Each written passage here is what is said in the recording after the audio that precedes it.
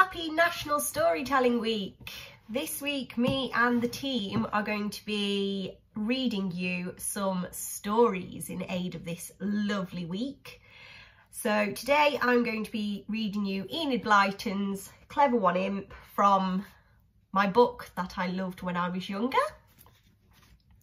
So Clever One the Imp.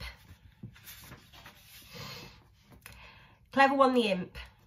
At the end of Tick-Tock Village lived the goblin Gloomy. At the other end lived the witch Greedy. In between were the cottages of the pixies, elves and imps. We are most unlucky, they said to one another when they met at the market each day. If we don't meet Gloomy with his bad temper and moans and groans, we will bump into Greedy with her horrid ways. And we don't dare to offend them because they really know more magic than we do. Clever One the Imp didn't know Gloomy or Greedy. He had just come to stay with his brother, Poppet, who lived near to Gloomy. He listened to everything that was said, and then he looked very thoughtful. Poppet looked at him. He's thinking, he said proudly to everyone. He's thinking very hard. Soon his head will swell up and we shall know that he's got an idea. Just then Greedy came by and pushed everyone out of the way. Then Gloomy came up frowning and muttering, and all the little folk scurried off, but not Clever One. He still stayed where he was thinking. His head swelled up and Poppet, who was watching him from a good way off, knew he had suddenly got an idea. Greedy glared at him and pushed him off the pavement. Gloomy, who was walking in the road, bumped into him and pushed him back onto the pavement. "What are you dreaming of?" he growled, standing there in everybody's way. "Dear me, I am so sorry," said Clever One. "But the truth is, I was just wondering where in the world I put my magic broomstick that belonged to my grandmother. It would be so useful just now because my car has broken down. It's a wonderful broomstick, better than any other in the world because it goes higher and faster." Gloomy and Greedy stared at Clever One and suddenly became quite polite to him. "Oh, what a wonderful broomstick," said Witch Greedy, who only had a very ordinary one that refused to fly at all on a rainy or windy night. "Where can it be?" said Goblin Gloomy, who hadn't got a flyaway broomstick at all. "I must find out," said Clever One. "Yes, I really must. I'll hunt for it till I find it." "Do let me know when you find it," said Greedy. "I'll buy it from you." "No, I'll buy it," said Gloomy crossly. "She's got one already, greedy thing." "I'll make your nose grow long and then put a knot in it," said Witch Greedy angrily.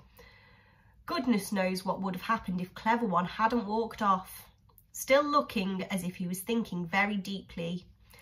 The Goblin and the Witch both followed him at once. They kept him in sight all day and he led them a fine dance. But when night came and all three were tired, Clever One made his way to a lonely cave in a hill at the back of the village.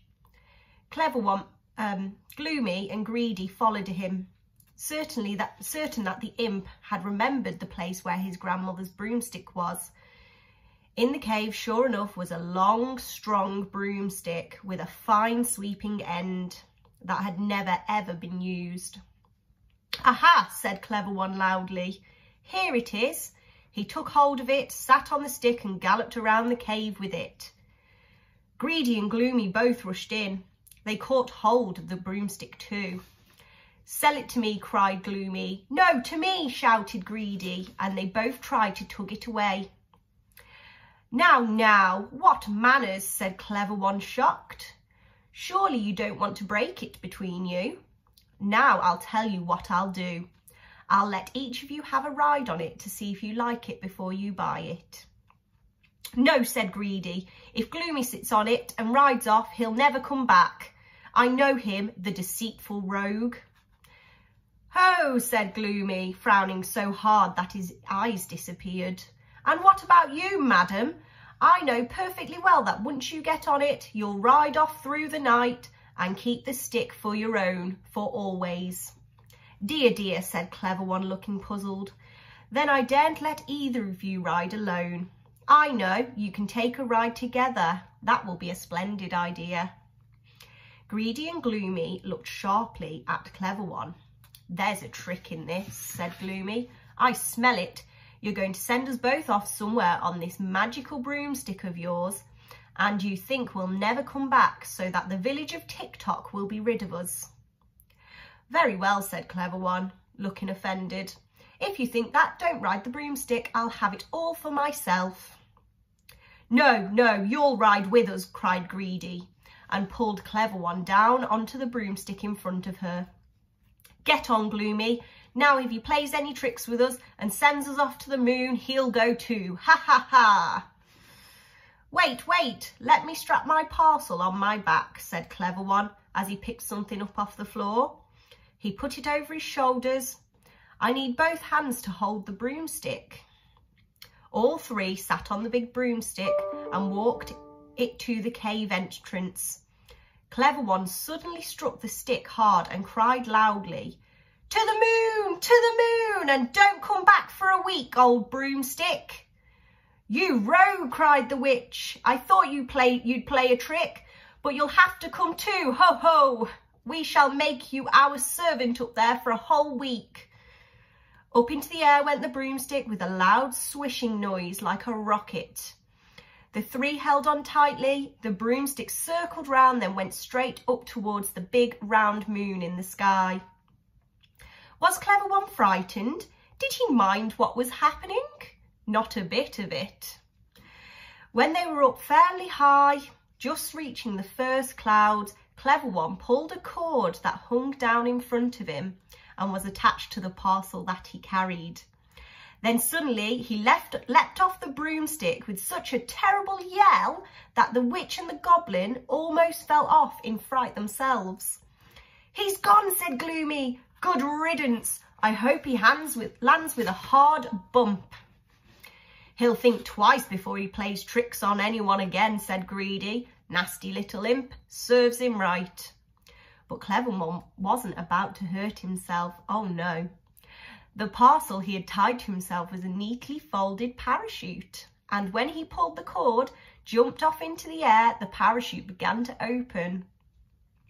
Soon it was fully open, and the Clever One began to float gently downwards to earth.